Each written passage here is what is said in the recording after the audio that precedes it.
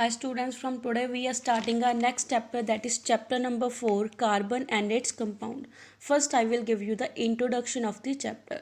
So introduction में हम करेंगे कि कार्बन जब अपनी एलिमेंटल फॉर्म में होता है या फिर कंबाइंड फॉर्म में होता है. कंबाइंड फॉर्म में मीन्स जब किसी के साथ कंपाउंड की फॉर्म में एग्जिस्ट करता है, तो दोनों ही फॉर्म में वो क्या करता है, इंपॉर्टेंट रोल प्ले करता है. कहता है जैसे फूड, क्लोथ्स, मेडिसिन होगी, बुक्स होगी, या फिर हमारे पास चीज़ें होगी जो मेटल से बनी हुई हो या क्ले से बनी हुई हो, सभी में कार्बन क्या है, एक वर्सेटाइल एलिमेंट की फॉर्म में प्रेजेंट होता है. इसके अलावा क्या था, जो सभी लिविंग स्ट्रक्चर्स हैं उनमें भी क्या है होते हैं, कार्बन प्रेजेंट होता है. क्या था, जो अमाउंट है कार्बन की अर्थ क्रस्ट के अंदर, धरती की गहराई में जो कार्बन की अमाउंट है या फिर एटमॉस्फेयर में जो कार्बन की अमाउंट है वो बहुत ज़्यादा क्या होती है, कम अमाउंट में पाया जाता है. जैसे धरती की गहराई में, अर्थ क्रस्ट में वो कितने परसेंट प्रेजेंट होता है, ओनली 0.02% प्रेजेंट होता है. वो किस फॉर्म में प्रेजेंट होगा, मिनरल की फॉर्म में प्रेजेंट होता है, जैसे कार्बोनेट की फॉर्म में प्रेजेंट होगा, जो हाइड्रोजन कार्बोनेट की फॉर्म में प्रेजेंट होता है, या इसके अलावा कोल या पेट्रोलियम की फॉर्म में भी वो क्या होता है, प्रेजेंट होता है. नेक्स्ट कहता है एटमॉस्फेयर में जो कार्बन की अमाउंट है वो कितनी पाई जाती है, 0.03% कार्बन पाया जाता है in the form of carbon dioxide. In nature में कार्बन की इतनी कम अमाउंट होने के बावजूद भी क्या करता है, कार्बन इंपॉर्टेंट रोल प्ले करता है.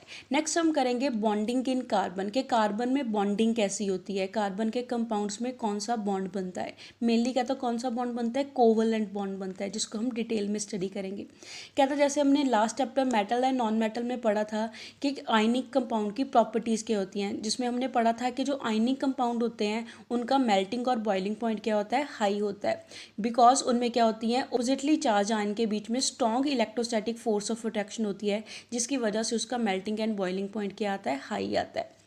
ऑल्सो कहता है जो आयनिक कंपाउंड्स है वो इलेक्ट्रिसिटी को भी क्या करते हैं, कंडक्ट करते हैं, जो अपनी सॉल्यूशन फॉर्म में होते हैं या फिर अपनी मोल्टन स्टेट में होते हैं. कहता अब हम पढ़ेंगे कि प्रॉपर्टीज़ है जो वो कार्बन के कंपाउंड की कैसी होती हैं. कहता ज़्यादातर जो कार्बन के कंपाउंड्स है वो इलेक्ट्रिसिटी को कंडक्ट नहीं करते. जैसे हमें डाटा दिया हुआ है, हम टेबल में देखेंगे कि जो मेल्टिंग एंड बॉइलिंग पॉइंट का डाटा इस टेबल में गिवन है. जैसे इस टेबल में हमें melting and boiling point given दिया हुआ है for acetic acid, chloroform, ethanol and methane. ये सभी क्या है, कार्बन के कंपाउंड्स है.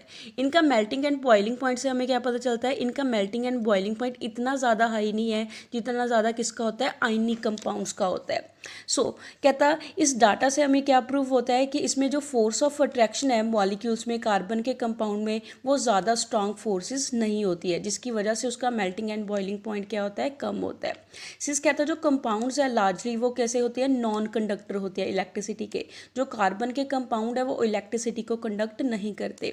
तो यहाँ से हमने क्या कंक्लूजन निकाला है कि जो बॉन्डिंग है कार्बन के कंपाउंड की, वो जब हमारे पास डिसोसिएट होती है तो डिसोसिएट होने पे कार्बन के कंपाउंड्स है जो आयंस नहीं देते हैं.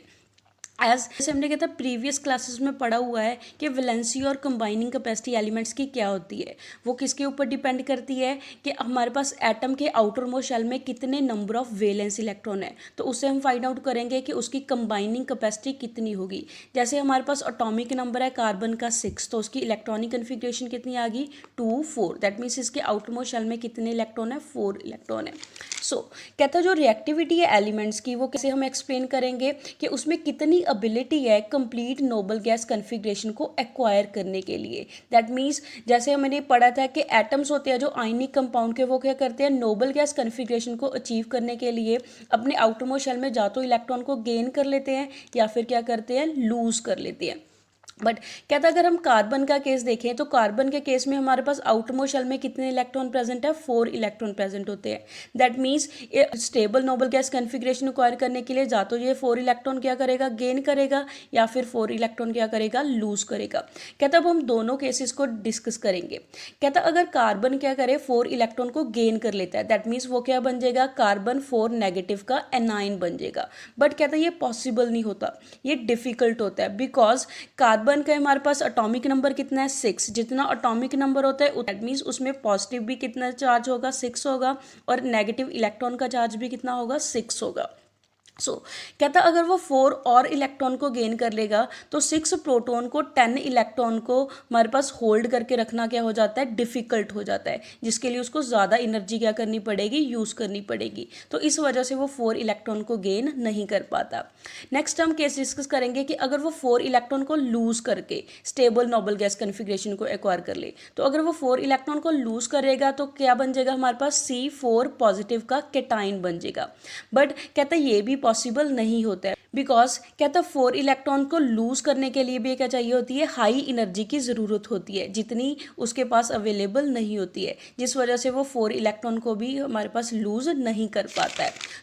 अगर कहता कार्बन ना ही तो लूज कर सकता है ना ही गेन कर सकता है स्टेबल नोबल गैस कन्फिग्रेशन को एक्वायर करने के लिए, तो इस प्रॉब्लम को सॉल्व करने के लिए कार्बन क्या करता है, शेयरिंग कर लेता है अपने वैलेंस इलेक्ट्रॉन की, जो आउटर मोस्ट शेल में उसके इलेक्ट्रॉन्स है उसकी शेयरिंग कर लेगा विद द अदर एटम, किसी और एटम के साथ भी शेयरिंग कर सकता है या फिर अपने ही किसी दूसरे कार्बन के एटम के साथ भी क्या कर सकता है, शेयरिंग कर सकता है। कहता जो शेयरिंग होती है इलेक्ट्रॉन की सिर्फ कार्बन में ही नहीं होती, कार्बन के अलावा जो बाकी एलिमेंट के एटम होते हैं वो भी अपने मॉलिक्यूल को बनाने के लिए इलेक्ट्रॉन की क्या कर लेते हैं, शेयरिंग कर लेते हैं।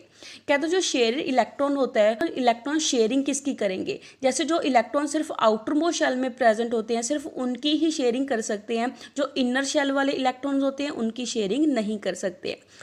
कहते जो ऐसे बॉन्ड बनते हैं जिसमें इलेक्ट्रॉन की शेयरिंग करके हमारे पास बॉन्ड बना हो, उस हम बॉन्ड को क्या बोलेंगे, कोवलेंट बॉन्ड बोलते हैं। That's all for today. Stay home, stay safe, thank you.